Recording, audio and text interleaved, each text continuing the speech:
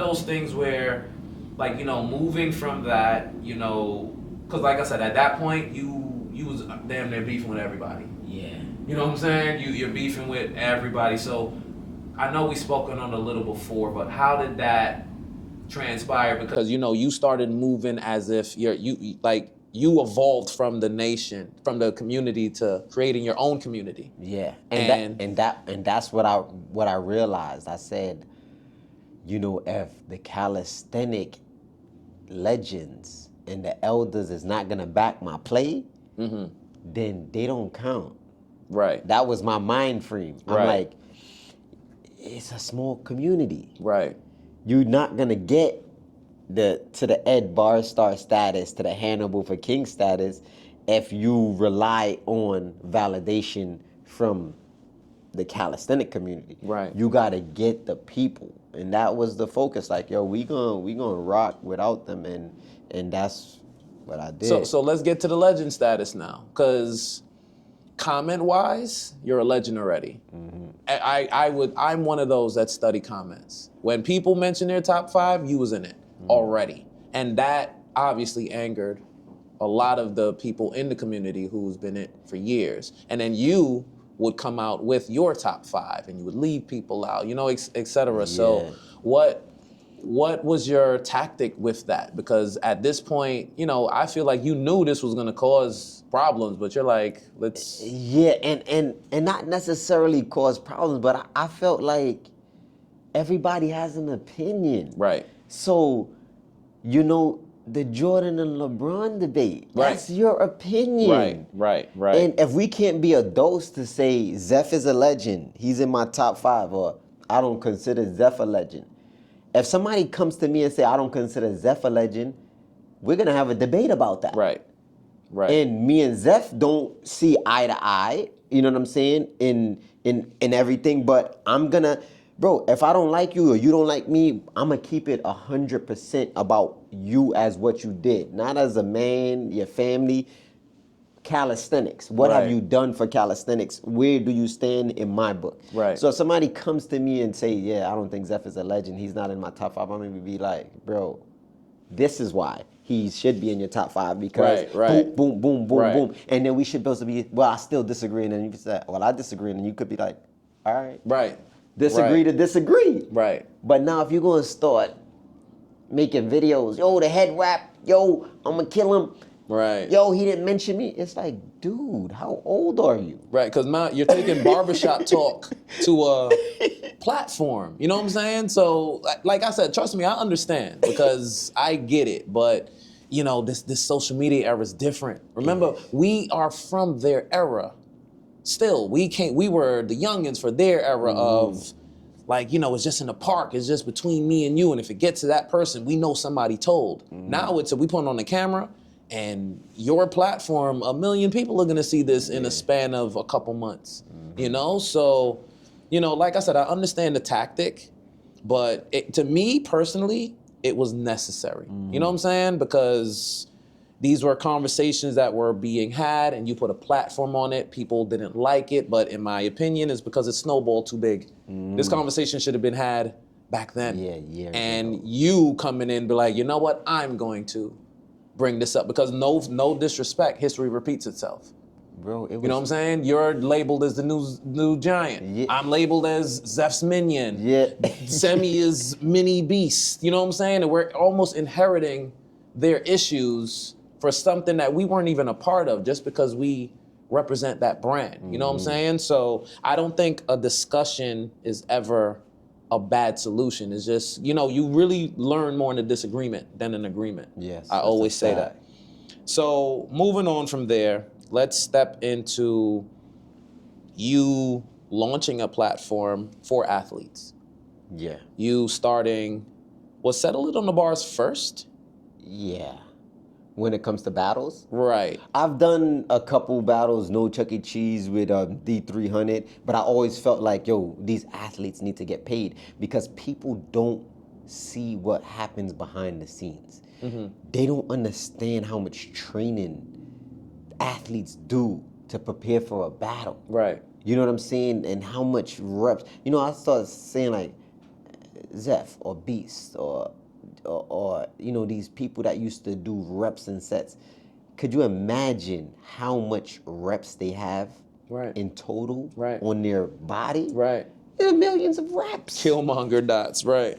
You get what I'm saying? So it's pain you're putting in, right? So I just felt like, yo, it was a need. I want to do a comp here, I want to do a comp there, but I always felt like, yo, these athletes need to get paid for it. So we did like dibble and dabble in little competition, 5-and-5 competition, you know, and You did online comps too, right? yeah. Like digital Yep, comps. I did digital online comps for people that couldn't make it. Well, we're going to give y'all $200 if y'all can do it like that. Because I just felt like, yo, you know, if I'm making money off the sport and, you know, you got to give back, bro. You got to do something to try to propel and get somebody else in the same position you are, you know. And I try to do that with, you know, Team RipRight at the time. I obviously... Right. And obviously, you know, you're very religious and you started to tie in that because you flew Khalid out to Dubai for winning one of your events. So talk about that experience because that looked crazy doing an event out there with him going against that guy. Yeah, that was amazing. So we did a sellout on the bars in Dubai, and it was a sellout on the bars before that, and whoever won that would obviously fly out to Dubai and they would battle Sell It on the Bars, and they'll be the only USA athlete battling 7 other athletes. So it was a great experience for Khalid. We tried to vlog it. We still got so much more footage because we're doing everything ourselves. So it was just like difficult. But you know, we decided, you know, we're gonna make it. We're gonna pick him up in a Rolls Royce. We're gonna drop him off in a Rolls Royce. We're gonna put him in his own hotel. We're gonna give him room service. And I felt like it was needed to treat an athlete with that kind of, you know what I mean? Yeah, prestige, right? Because I would say UFL, UFX, you know, open that door to really, you know, reward athletes for their hard work. And I've always was like, yo, when I get the money, this is what I'm doing. Right. And you know, we were able to do like 14, 15 Settle on the Bars in 1 year, which it was only supposed to be 12 once every month. But then sometimes we ended up doubling in a month. So to do that for Khalid was amazing. Right. You know what I mean? It was, and we obviously want to do it even bigger, but you know, we got plans. And stuff. Of course, because that's one thing I can say. The cogs are constantly moving with you. Every time I run into you or see you doing something, it's you know, you're dabbling in different lanes, which is obviously a great business mindset. So let's talk about the new era of calisthenics because, you know, that is, you know, from the old school birthed us. We're birthing another era, which is like, you know, these next athletes that are continuing. So what do you think about the new era? Because you as an OG, you've launched platforms that gives people opportunity. So what is your thoughts on this new era of athlete? It's like you said, it's definitely a new era. When we think about the old era, we think about the Zephs, Beasts. Yes, they put things on camera, Doc, they put things on camera, but did they really monetize? No, right? But when it comes to reps, sets, they laid the foundation. So once you start to research and you start to see the things that I've done, you think that a lot of it is I'm the original.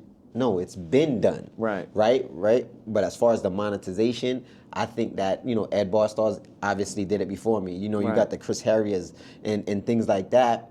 So that's like our era where I started to pop as far as an influencer, but I didn't stay an influencer. Like, it was like a little different. I work out. Right. So you can see a 15-second clip of me doing something and getting 1,000,000 views, but you call me out for a battle. Right. I'm still gonna be able to do reps and sets. But this new era, the 15-second clips you see of them is just that. It's you know what I'm saying? It's like they're literally influencers, like using, in my opinion, calisthenics. And then as soon as they get somewhere in calisthenics, next you know they on Eastern Parkway. Like, you know what I'm saying? I'm not saying you can't upload that on your platform, but your platform was a calisthenic based situation, and now you just look like you clubbing. You get what I'm saying? So it's just like it's almost like we work out we entertain, yeah, with 15-second clips, but we show reps and sets. But it's like this new era has become all entertainment. Okay, so let me ask you this, because you're settling on the bars platform. You used yourself as a launching pad. Oh, yeah. If I remember properly, your first settle on the bars was you versus Wali Abdul Wali. Abu Asada? Yeah, Abu Asada. And he beat you, Yeah, he if I beat me. recall. Yep. So speak on that, because me personally, I was upset with you. Because it's like, was dude, dead dog like sick. you represent. I know you told me that after. Yeah, But so- watching the footage is like, dude, we come from. So why me- didn't you prepare for this, bro? But So- then, like you said, you explained it to me. So me and Abdul Wali, we go way back, 2020. He was buying Ripsticks wholesale. This was Right. my young boy. Okay. Like they want to say it, I'm gonna keep it a stack. This was my young boy. He, you know what I mean? We talked about ball brawls and fight clubs. 2020. Yeah. I think that's when I met him as well. Yeah, way back then. Yeah. I went out to Maryland. You know what I'm saying? This Right. is before. You know who started wearing that? Me. Yeah, you know what I'm saying? This is before he was even battle skilo. Just different. At the terrace, I remember that. So, I remember So that. this goes like way back. So with me and his situation, I said, yo, we gotta do something. I want to start to selling on the bars. Obviously, the name coming from you. I want to put this out here. I want to do it like this. And I said, yo, you know, he was mad about a UFX competition where he said I counted somebody's reps and it didn't count. And then he kind of was like, called me out for a battle. I said, bro, you know you can't beat me, right? And he was like, so what? Bet some money. And I'm like, yo, I don't gamble. So I said, yo, you know what I'm gonna do? I created the selling on the bars. And I said, I'm gonna have people donate. Right. And then me and him talked, and then we started to talk about it from a content standpoint. So I said, yo, this is how we gonna do it. And it was a whole scheme to sell it on the bars. And then we was gonna propel it. And then if we could get the fans to fund it, then we could start an NBA of calisthenics. Right. And that's how me and him started. So when I went down there, we drove 14 hours. And I fell ill. But everybody brought their tickets. Right. The show must go on. I couldn't, bro. When I tell you, I looked good. I couldn't breathe. I thought I was gonna stop on the muscle ups, and it was a lot of things that happened even with the battle. Him missing muscle ups, him sitting on the bar. It was just so much, but it's like, all right, you want the win? It's a gift, Right. But do you want a rematch? Because now he's like, yeah, I could really, and I'm like, yo, bro, no, you can't. Right. It's impossible. You 200 pounds, and I'm 141. Right. You know you can't outpull me. Right. All right, so let's set up a rematch, and then So how was the routine tailored to you both? Like y'all so came together with it? Yeah, so we came together with the routine. He said, yo, this is what I want the routine to be, and I said, yo, you know what? In the beginning, put 10 pulls, 5 muscle ups, unbroken or something like that, and then he didn't want to do the unbroken part. Okay. And then I was like, all right, we do it without it unbroken, and then he put the last end of the routine. Okay. And then when I quit because I couldn't, and I literally couldn't. Right. I couldn't rep no more. Everything was, I was depleted. We decided, yo, let's do a rematch. And I said, yo, make the routine. Right. And then he created the whole second routine. Okay. And that was is this the Cheeto battle? The Cheetos. Yeah, and he was never the same after the Cheetos. Right. Yeah, he called, you know what I mean? And then from there, it really got disgusting. And then, you know, people started to feel like I was coming at him, and I'm like, he won and know I was dead dog sick. Won. Right. And it was a gift, bro. Be happy. Right. Right? But then he started making posts like with the lion, with the gazelle. And this I'm like, yo, bro. I'm like, yo, bro, you getting a little too. Right. You know what I'm saying? And then from there, when I came back, I said, yo, I'm gonna show you what I'm gonna do. I had RSV. It was a sickness that usually runs rampant in children. Okay. So it was a respiratory joint. So Okay. it took me months. I had a cough for like 5 months still after Wow. that. I was, you know what I mean? It fried me up. So even when I battled him the second time, I was still not 100%, but I wasn't cooked. You know what I'm saying? So let me ask you this, because like I said, we spoke early on your history and the controversy and et cetera. and this guy comes into the game, and he idolizes you. He is well documented. You was his big homie. Yeah. He dressed like you, religion, came home from jail, turning calisthenics into something, y'all collaborate, and then, it goes left. So do you kind of feel like this is a monster that was created in your image? Because your age, because remember, he's still in his 20s, if I believe. Yeah. So you, in your 20s, was this you? Never. In your 20s? Never. You know what I'm saying? Because from the outside eye, on my end, like I said, I can tell like this was spilling into really a problem with each other. I can personally tell when like, all right, we're doing this for the show. The views, You know what I'm saying? But then it spilled into like, yo, they really might not rock with each other. And that's where it feels like now. And like I said, I personally, and I know this is already a controversial take, but I love his place in calisthenics. Because, like I said, one thing I can say about him is if he loses, losing does not stop him. Yeah. He will come back every time. He's the guy that you knock out and get up. You know what I'm saying? But if he knocks you out once, the world is going to know. And that is what calisthenics needs. You know what I'm saying? So I know, y'all, because I know y'all were supposed to have a third rematch, but it never happened because... So the third rematch came about with him requesting heavy-weighted, we're going to do 100-pound goblet squat. I'm like, bro, I can't even lift 100 pounds. Yeah, what's your weight? About 140? 41. Right. I'm like, yo, bro, that's not reasonable. Right.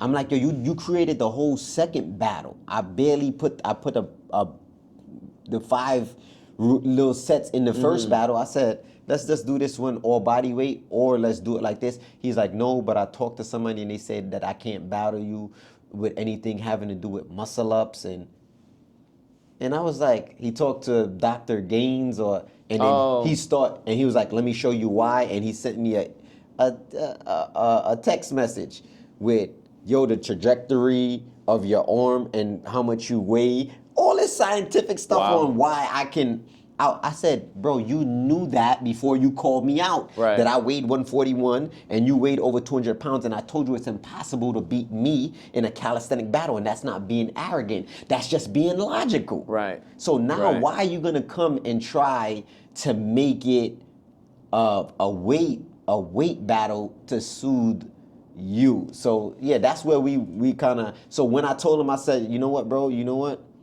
My boy told me, yo, man, he might get on PEDs to beat you.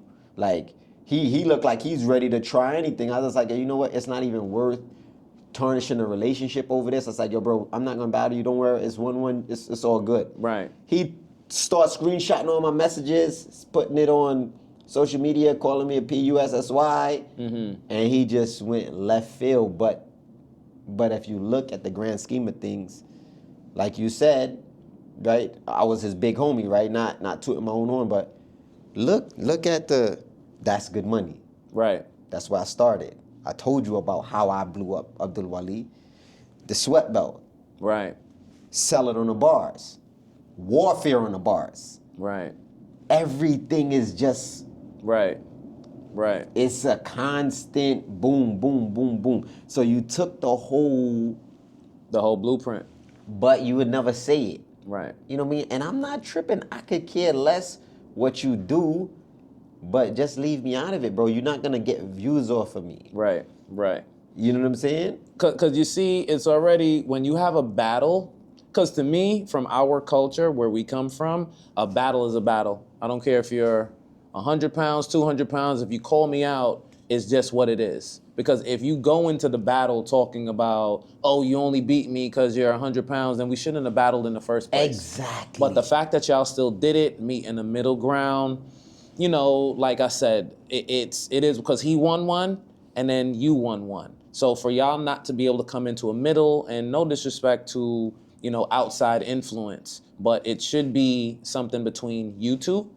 But, like I said, things happen, like I said, social media, everyone gets a voice. So it starts to, you got that little voice here and little voice here. And you think someone's trying to pull one on you, embarrass you, play you. And then when you get a name, you want to protect your name. Exactly. So unfortunately, in our situation, there's no middle ground. Right. Right. Bro, I do reps and sets. You don't. Right. So what are we gonna do here? Street lifting? Right. It's like there's Right. no middle ground. Whatever routine you really come up with, unless it's something you want a 210-pound squats with the barbell, that's the only way you're gonna turn it into something that Right. calisthenics is not. Right, So right, it is. right. It's never gonna be fair for you. Right. Because even when you said, "Yo, let's do weighted muscle ups," I'm like, I don't do weighted muscle ups. But what happened? You did, or you trained it, or you, right. Because the thing about it, and this is what I say, when everybody establishes a name, they start to create their own lane. He's creating his own lane because he is very strong at weighted from what I see. You know what I'm saying? So it's like, you know, once you start to, like when you first come in, I have to follow suit because you're the guy. But now that I'm becoming the guy, or people are telling me, or I'm creating that image of that I'm the guy, now I want to create my own, because I'm very good at this. I'm very good at this stuff. So I want people to embrace it. So, you know, I just personally think, and this is just me from a neutral standpoint, I liked seeing y'all together. I did love the banter. Training Network used to have me crying with his commentary, boy. Yeah. Crying. Yeah. You know what I'm saying? Because like I said, they came was through to the fun. terrace. Like it was the culture. You know what I'm was the saying? That's what culture. we come up from. You get roasted, you training, you prove yourself. There's blood. You might fight, you might not. Yeah. Who knows? You know what I'm saying? I loved it. But for it to turn into like you over there, I'm like, oh, come on. And that's my thing. It's a line, bro. Especially if you're Muslim, and like after me and you had that situation, I'm not dogging you online. Right. Right. I'm not making no videos about you online, bro. You got my phone number. Right. Right. Dude, I call you FaceTime, you don't pick up. Right. I see your man, I give your man a dap. Yo, what's good? Your man call you like, yo, guess who I seen? You like, yeah, I seen so-and-so. And you like, yo, what happened? He gave me a dap, and you like, you gave him a dap back? And now you and him fell out, and now you're making videos about him because he gave me a dap. That's when I know it's beyond. Right. Now Right. it's some kind of hatred because I beat you and I ate some Cheetos, bro. It was fun. It was Right. laughing. It was Right. all good when I quit because I couldn't battle. I can't make no excuses. I lost. I took it. Right. No fruit. Right. You know what I'm Right. saying? So it's just like with certain people, yeah, it would have been nice, but you can see a person evolving and changing. Right. From the beginning to the end, Snoop has been Snoop. Right. Right. 100 million views, 2 views. From the Right. beginning to the end, I feel 100 million views, 2 views. Bro, I still give random people my phone number in my DM. Right. I'm still the same guy, bro. It's like Right. people hit me up, yo, where you live at? I'm giving dudes my home address Right. to train at my park. I live there. So it's never like really Hollywood with me. So I'm never gonna get arrogant because I'm a sperm drop, bro. You realize you came out of your pops. So let's talk about bar history now, because now we are the OGs. Now we are the legends. How do we not repeat the history of the past? It's gonna be difficult because we can't. Because now we truly understand why these guys, you know what I'm saying, why they still beefing to this day. Why the Giants, the NBXAs, the this, the that. How do we fix that? It's gonna be so difficult because the youth and the new era, they not rocking. It's even more so, we would listen. Right. If Zeph told you something, even if you didn't agree with it, you might be like, all right, but Zeph said it. You know what I'm saying? It's still like, it might be better this way. Unless it was something really outlandish, you'll go against him. Right. Now the new era is, I created this. Right. I started this. I'm not, who's that? They ain't paying no homage. I could care less that you're not paying no homage, but it shows character. Right. So you could see where these dudes are. And then everything is, yeah, yo, New York don't do this. Yo, DMV don't do this. Yo, we from here. You see, I want to separate myself, and I don't care about y'all, and I don't care about y'all, but, you know, if it works for me, Right. yeah, I'm gonna. Right. I'm a rock with it. Because you see that I respect that approach, because that's my approach as well. Because I've been really living on this quote that I've learned where, and I'm not saying this as if I'm a parent of anybody, but I'm a father. So it was a quote saying, like, if you fall out with your child, you as a parent, you have to always be the bigger person, no matter how old you are. if your kid is 40 and you 80, you have to be that bigger person. So I try to take that mentality into calisthenics, where it's just kind of like, you know, time heals all wounds. So like I said, when we were in our 20s, you couldn't tell me nothing. You couldn't tell you nothing. When we get older and we start to see the circle go around. So like you said, separation for you to learn lessons on your own, and then hopefully we can, like, you know, get back to a working, because look at us right now. You know what I'm saying? And I'm pretty fine with that. Right. But if I call you, bro, Right. how you not gonna pick up? No, you're right, but got to give it space. Yeah, so I'm not. You take your time to. And I'm not tripping, and I'm not saying I'm right, I'm wrong, he's right, he's wrong, but you know, me personally, I see people going. They're doing what they're doing. They think that it's gonna get to a certain point, and it might. Right. But more chances than not, it won't. Right. And you're gonna turn 40. You're gonna turn 50. Right. And now you're gonna have to figure it out, my guy. But the last thing you want to do is break up relationships that propelled you. Right. Or that could still, to this day, because you got a couple of files, bro. That. Right. Bro, yes. But NBA used to tell me all the time, they were the babies of the culture. Oh, yeah. We're the teenagers, and we're birthing the adults, because everyone's going to learn from everyone else's mistake. So my biggest thing with even bringing up this topic is, like I said, how do we erase the hit? Because I felt like we're going around that same route. Yeah. We don't rock with those dudes, and we're never gonna rock with those dudes, and calisthenics is gonna continue to be that person. Like, this is a kingdom that everyone has a place. And the reason why it is, Snoop, is because people can't do this. Right. So you still got, why Giant isn't speaking to Zeph? Why are you holding on to something that happened 10, 20 years ago? Some people just have a grudge, and it'll never, they go into the grave with it. Is that like a demographic culture, like a black Brooklyn minority thing? It gotta be. We don't help each other. You see that, but you see the Spanish come in, you see the Africans come in. Right. 7, 8, 9 of them all live in one house. Right. They all work, and then next you know they own 3 houses on that block, then 4 houses, then a Chinese spot, and then it's the same thing, bro. I started off with about 100 people that was Team Ripright. Yeah, you damn sure did. And I said, you know what? This is what, giving out t-shirts, doing everything that I could, because I felt like I want to be the first calisthenic team with multiple millionaires. Right. I can say, yo, he's a millionaire, he's on the team, he's a millionaire. All right, he only makes $100K a year. And I said, I'm gonna buy this property, and I brought the whole team out, and I flew them out. And guess how much money they paid? 0. I said, yo, you know what? This is what Ripright LLC is for. I took money out the business and flew everybody out to Miami. Oh, we don't got no content. We made content, and I got a realtor, and we started to look at properties. I brought like $15,000 worth of bars, and they said, yo, if you don't get a property for the bars within a year, we can't hold it for you. So I brought the bars before the property, because you know what? It would have made me. Right. And we looked, these guys was with me in my circle. We was going from houses to houses, 1 acre land, this. So I thought this would, I said, yo, this is gonna be our YouTube house. Everybody in here is gonna do content. We're gonna pay everything from our thing. We're gonna build this park.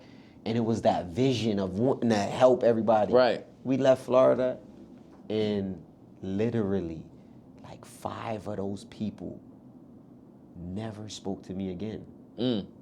Because it was just a foot in the door, using you for the moment, not seeing the bigger picture. We talking about staple members. Right. Everybody doesn't see the picture until it's fully painted. But what has been birthed from that? A real one. Because Mel is a real one. You know what I'm saying? Mel is a real one. So that's what I'm saying. These things, they're still positive and negative. You know what I'm saying? That's how I look at it. But like I said, I want to put it on record as someone has known you from the beginning. Like, even though we have butt heads, I am proud of what you've done in this game. Bro, you know what I'm saying? Bro, as I say, you helped me a lot. Right, you've caused a lot of controversy, but it is part of our culture. Like, because I say this all the time, I model my life on the lessons I've learned from basketball. We watch basketball games, and you'll see these guys on court literally trying to kill each other. referee got to break them up and this, that, and the third. But it's because the passion that the sport brings into them. And then after, it comes down to like, yo, that's just how two dogs operate. We both want to win that bad. You know what I'm saying? So the lanes you've opened, yes, you've opened some doors that, you know, I wouldn't want to because, you know, temperament or wanting to deal with the politics and the drama. But you have opened a lane that has shown us that we can do this on such a higher level with us still being in control instead of asking someone like, yo, can I get some money to do this? Can I, you know what I'm saying? You've created that. You created a culture. So, you know, I can definitely say as someone that's known you from when you came home, one of the first persons you've met until today, March 29th, you know, I'm very excited for some of the moves you've made because you've made people open their eyes. You've made some old dogs realize like, yo, let me step my game up because even though I don't like what he's saying, low key, he talking some talk that I don't, my pride don't want to hear. But you know what? Now that I'm training, because that's the bigger purpose, right? Whether you like me or not, as long as you're motivated to do something, mission accomplished. Exactly. Like you said, if they don't want to give you credit for following your blueprint, so what? Because calisthenics still wins. You know what I'm saying? And then hopefully we can show that these conversations can be had without it turning into a brawl or a disagreement. You know what I'm saying? So once again, very much thank you for your presence on this podcast, brother. Appreciate you too, no man. doubt. I'm happy we did it. Yes, sir. Salute. So once again, that is Open Bar.